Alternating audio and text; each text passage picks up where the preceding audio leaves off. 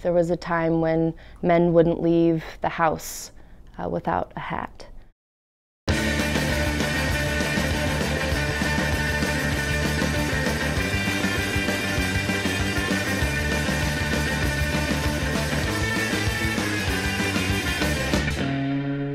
The fedora became kind of the most popular hat of all time. It was all fedoras from 1910 to 1950 through 1962, and then the hat was dead.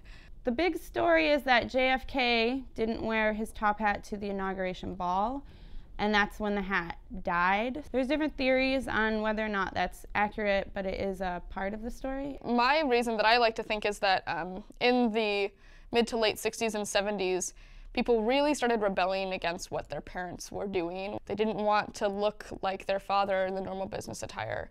And I think that's finally coming full circle, where my generation now is rebelling against the casual look of their parents. Most of the hats that we see in the market are an impersonation of a hat. Like, they give you the sense that you're wearing a hat, but all of the functional qualities it had originally aren't there.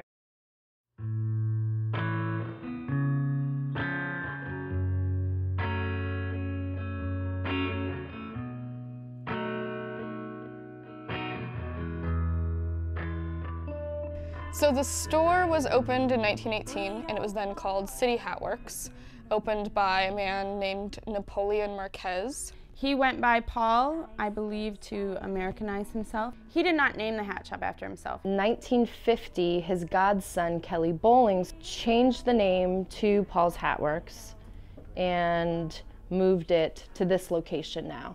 In the 70s, Kelly apprenticed several young men, and picked the worthiest one, as per tradition, which was Michael Harris.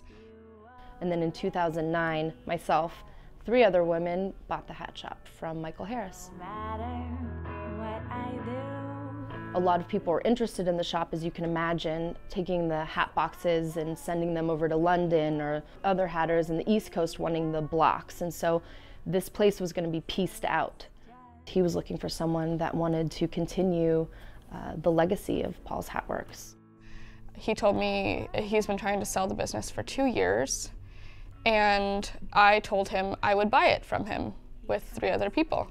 Olivia called us and said, hey, I have something that's going to change our life. The 4 of us came back the next day and sort of fell in love.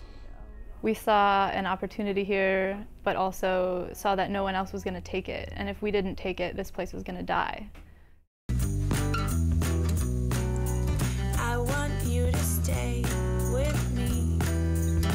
We'll fall into a sleep we came to the fairly immediate conclusion that the name was too important to change because of the history, but we kind of had to figure out how to make it our own. Everybody that owned Paul's Hat Works has been called Paul. Kelly was called Paul. Michael was called Paul. So we all go by Paul, and it's kind of funny. Paul is kind of like this other entity. It's like this Paul's Hat Works mentality.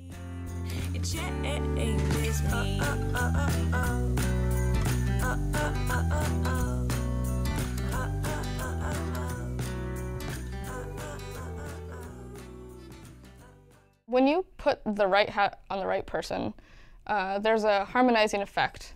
It kind of extends your personality an extra inch or 2. And suddenly a person sees themselves completely differently. All of a sudden there's all these new possibilities that they could do while wearing this hat.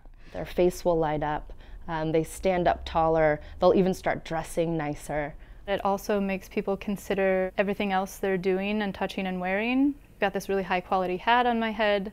It's made of good material, it's serving a really great function. Let me question this other thing that I wear that I never questioned before, and inspect its materials or think about how long it's going to last me.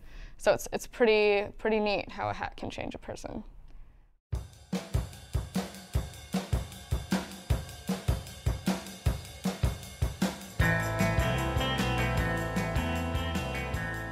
So when we decided to buy this hat shop, we knew we were buying it in a bad time economically.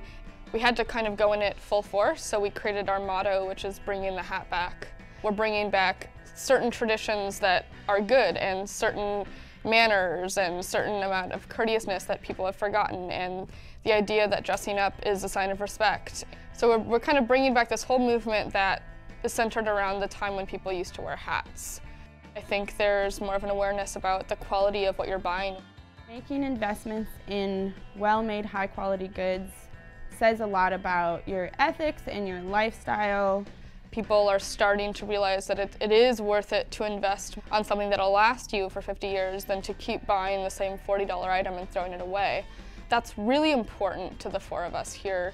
The hats that we make and sell are designed to last for 70 to 150 years. You're bringing it back for a very long time. Basically, this could be your companion for life and can even be passed on as a family heirloom. There's a picture that we have in the front of the shop, and it's from groundbreaking at the Winners Fair in Golden Gate Park. And in that photo, there's a sea of men wearing bowlers, top hats. Women are just wearing beautifully large brimmed hats, and everyone there is wearing hats. And we want to see that happen again in San Francisco. Bring the hat back!